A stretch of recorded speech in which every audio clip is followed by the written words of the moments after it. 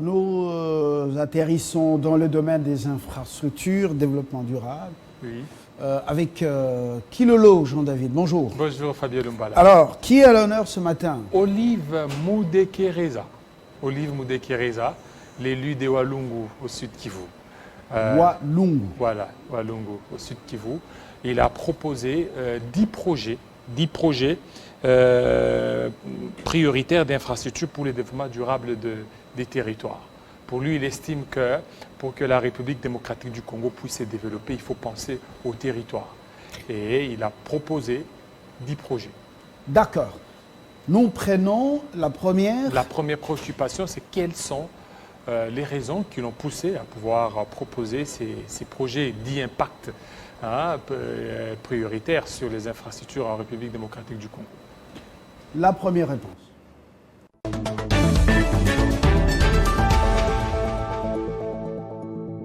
Trouvé utile de déposer 10 projets de base à impact visible au plan de la population.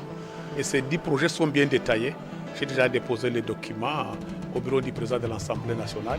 Même j'ai envoyé une copie au cabinet du Premier ministre, au cabinet du chef de l'État pour les permettre à examiner, à voir l'importance de ces 10 projets de base. Quels sont ces 10 projets?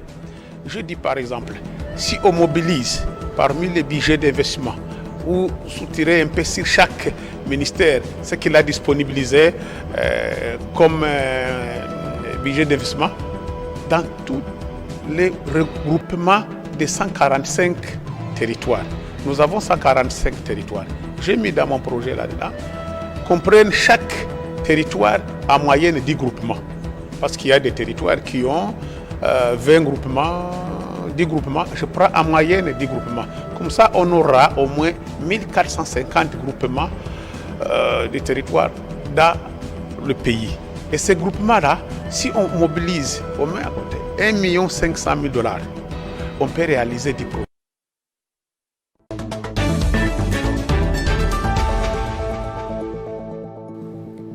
Le pays est vaste. Vaste. 150 combien de territoires? 145 territoires. Wow. 145 territoires. Et lui, il estime qu'il faut qu'il y ait ces 10 projets. Entre autres, il faut qu'il y ait un centre hospitalier avec 20 lits par territoire. Est-ce que c'est suffisant? Une classe, donc...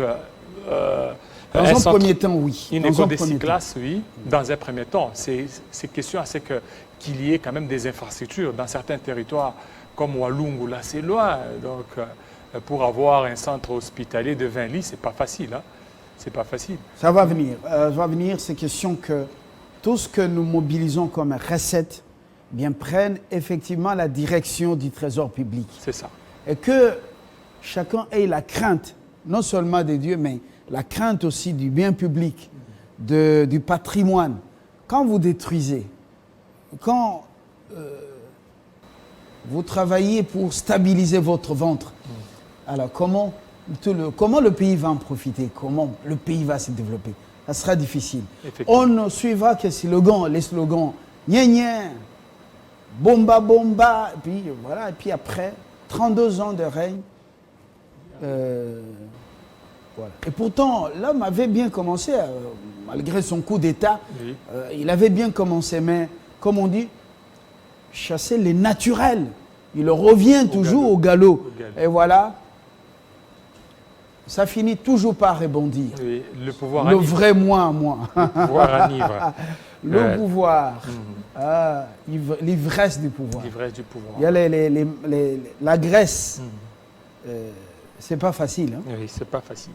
C'est pas facile. Demandez à Alpha Condé et à Ouattara, ils vous en diront quelque chose. Oui.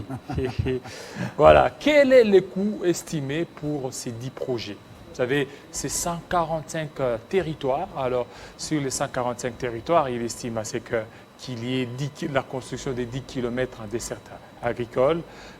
Autant de projets. Ça demande beaucoup 10 km des routes, des dessertes. Voilà, des routes des dessertes. Ça peut être des routes non seulement d'intérêt national, mais aussi d'intérêt local, parce que ça permet d'écouler les marchandises Oui. qu'on a produites sur place vers les centres de consommation. Deuxième question.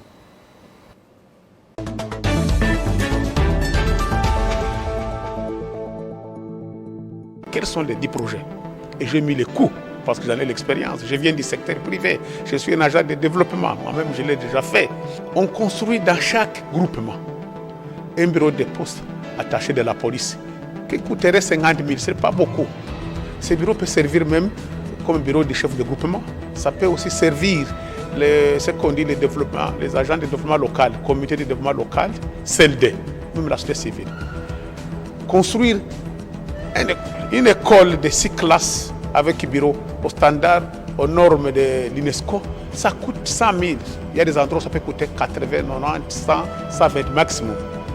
Qu'on construise dans chaque groupement un centre de santé, d'un VELI, avec 200 000 en équipement. On équipe avec 100 000 et le bâtiment de 100 000. Qu'on construise dans chaque groupement un terrain de football. Ça ne coûte pas grand-chose un terrain de football. Ce n'est pas le stade omnisport de 16 millions ou 10 millions. Avec 100 000, on sait le construire.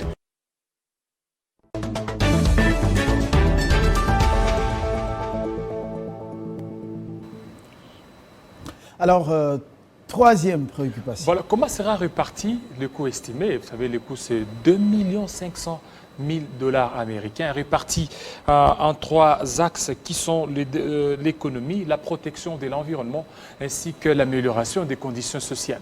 Comment cela sera réparti? Parce que ces 145 territoires qui composent la République démocratique du Congo, ça demande beaucoup de moyens. Assez de moyens, assez de sacrifices. Serrer la ceinture et se priver certains privilèges Voilà. dans certaines institutions. Alors, avec 10 Olive, milliards, oui. c'est possible. C'est possible. Si même on parvient à mobiliser jusqu'à 60% les recettes, on peut oser. La réponse. Moudekereza.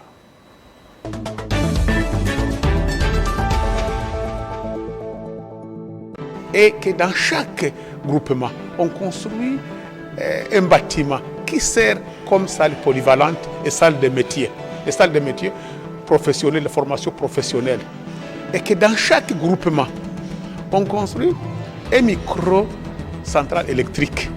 Avec un coût de 200 000, on sait construire ces mini-centrales électriques à 200 000 $ à raison de 2 000 $ le kilowattheure. Parce qu'avec 100 kWh, on sait alimenter 500 ménages. Et ce courant-là peut aider aux femmes de moudre leur manioc, les produits agricoles. Et aussi, on peut, dans les mêmes 1 500 000, mettre à la disposition des jeunes entrepreneurs et les femmes dans le cadre des AVEC. Ce sont des associations villageoises d'épargne et de crédit. Et les mousseaux, c'est-à-dire mutuelles de solidarité. 500 000 des crédits rotatifs, avoir de bonnes semences, donner des crédits rotatifs pour permettre à ces jeunes-là créer les petites entreprises et les femmes pour créer aussi leurs petites entreprises. Ça, c'est pour appuyer les femmes et l'homme.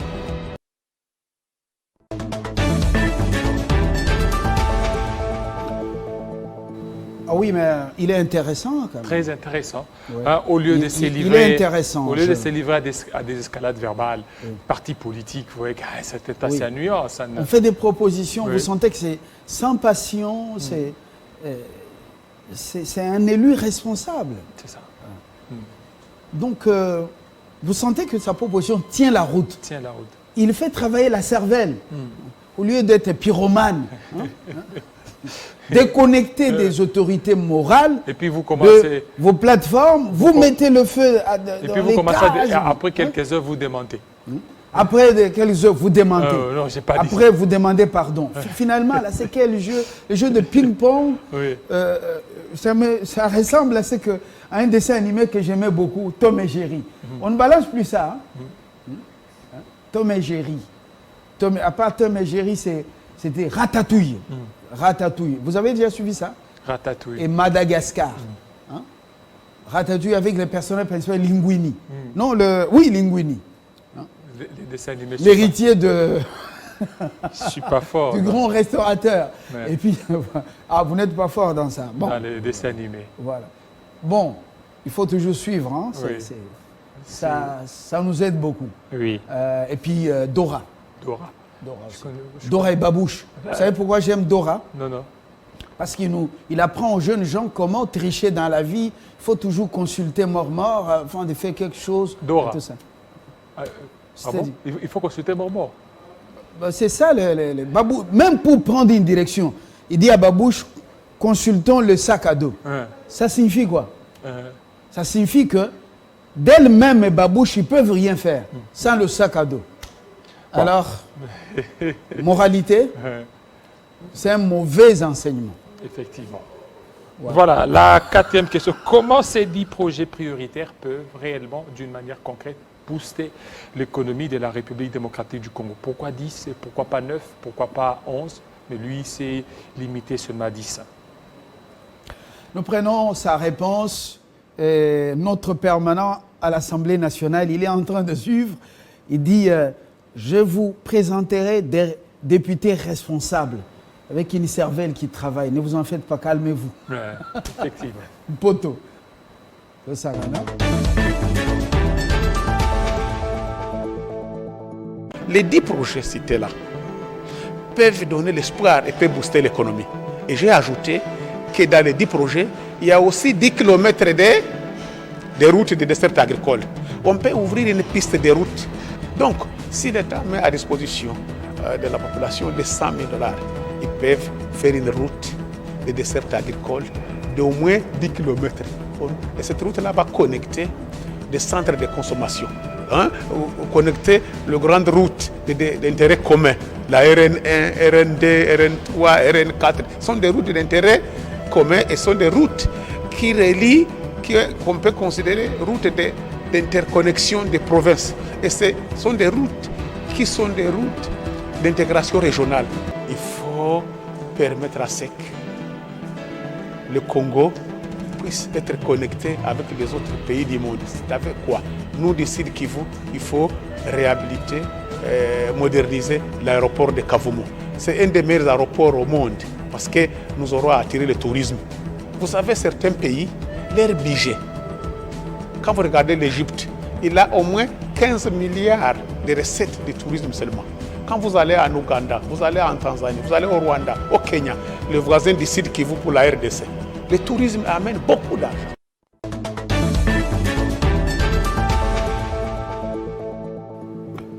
Oui, il a raison. Moudekereza. Moudekereza. Ça signifie quoi? Moudekereza, je sais pas. Mais il fallait demander aussi la signification de son nom. C'est toujours important. Moudekereza Namegabe. Voilà. Mais il dit des choses qui tiennent la route. Oui. Voilà des choses dont on a besoin. Effectivement. C'est ça la cervelle au service de faire des propositions concrètes. Et nous, on ne peut pas, chaque dimanche, oh, Zambé Pambola, Zambé Pambola. Non, Dieu n'a plus de problème. Il a déjà pambolé. Il n'a plus de problème. Vous dérangez Dieu dans son repos. D'ailleurs, on dit qu'il travaille jusque maintenant. Mais vous êtes des fainéants. Nous sommes des fainéants. Ce pays ici, donnez-le aux Japonais, les petits Japonais là. Vous allez regretter en 5 ans, 10 ans, fini, c'est le paradis. Mais ça, c'est un pays propre à nous. Alors, même si on donnait ça aux Japonais. Propre à nous. Oui, il est le nôtre. Voilà. Mais vous dérangez Dieu. Ah bon? Vous lui faites les makelele.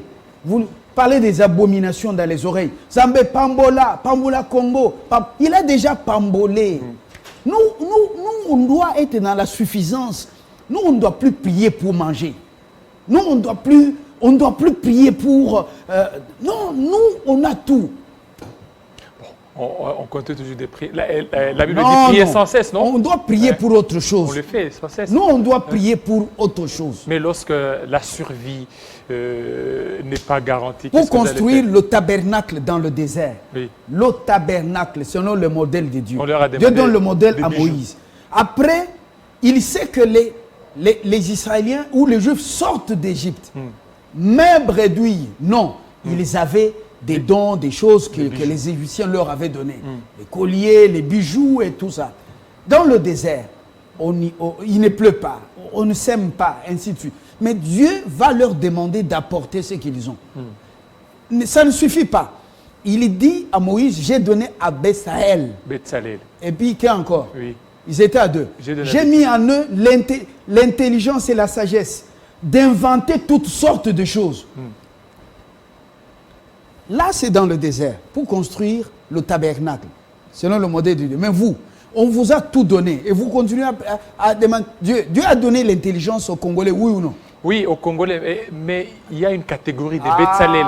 Papa, il y a des Betsalel. Vous allez m'énerver c'est ce que matin. le peuple, tel qu'il est là, il doit s'adresser aux Betsalel. Non, il y a aussi des Betsalel non, aussi ils au Congo. sont là, ils font quoi? Ils sont là. Mais comme les Mudekereza, c'est un Betsalel pour Walungu, par exemple.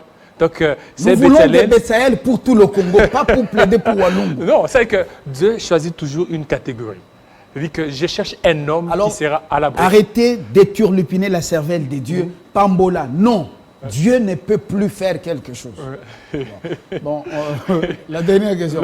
Excusez-moi. Non, c'est bon. J'étais emballé déjà par l'onction du Congo. L'onction du Congo. Les Congos. Non, il faut 2020, combien 2023 2023 et 2028. Naoti Alibaya. Ah bon? Naoti Alibaya. Vous n'envisagez pas aller évoluer ailleurs? Non. Aller aux États-Unis, Divi, d'Opéry. Moi, je n'ai pas de place là-bas. Moi, c'est ici. Ici. Et aller vivre à l'extérieur. Hamburger. Oui. Il y a les hamburgers ici, non? À Manhattan, là où la vie est chère. De meilleure qualité. Oui. Il y a tout ici. Naoti Alibaya, 2028. Président de la République, Fabien Lumbala. Et les choses vont changer. Et là, prenons la réponse. Comment concilier la réforme du gouvernement, donc la réforme entreprise par le gouvernement de la RDC et les 10 projets proposés par Olive Mudekereza?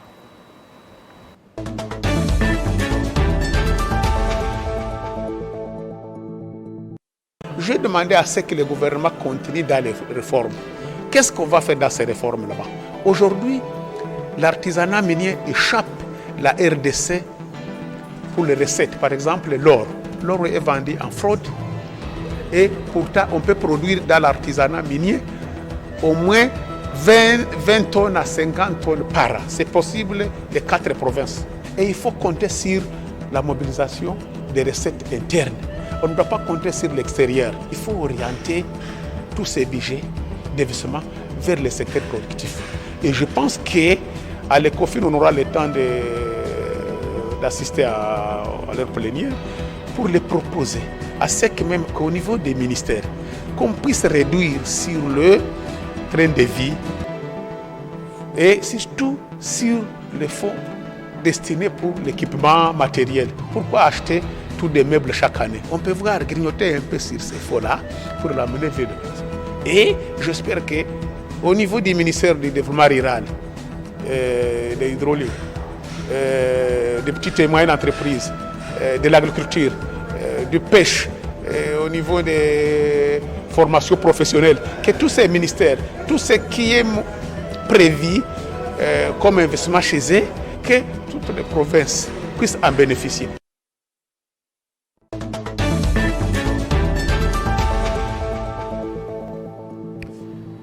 Bon, Kilolo, on a fini. On a fini avec les candidats Fabien Lumbala. Mais je voudrais rencontrer Mudekereza, que je l'écoute un peu en profondeur sur les 10 projets. Ce sujet. Comme le roi, c'était le roi Agrippa qui demandait, il faut que demain je t'écoute encore. Il demandait à Paul. Voilà, je voulais bien écouter, je peux approfondir ça. Voilà. Damien, là, Damien, notre permanent à l'Assemblée nationale, certainement, et lui, il suit déjà les députés Olive Mudekereza. Il est en train de suivre. Et puis, c'est déjà un appel que nous vous lançons. Vous pouvez passer. On peut en faire un sujet, donc ça fait débat. Hein? Oui. On réfléchit, Tomatissi niveau un peu. Oui. Matissi niveau. Au lieu d'être dans. Oh, c'est lui qui m'a fait les digui-digui. Oh, il m'a provoqué. Oh, c'est lui qui a brûlé les fusils. Non. Nous sommes des jeunes civilisés. Voilà. C'est votre grand jour aujourd'hui. Vous êtes nombreux qui sont nés le 25 novembre 2000. Ah non, le 25 novembre d'une certaine année. Et c'est l'occasion pour moi de faire un gros coucou et surtout souhaiter bon anniversaire à Israël exaucé Malaba Walumbala. Vous êtes nés aujourd'hui. Je vous souhaite bon anniversaire, que Dieu vous assiste et qu'il vous donne intelligence et sagesse, force et surtout de rester de son côté.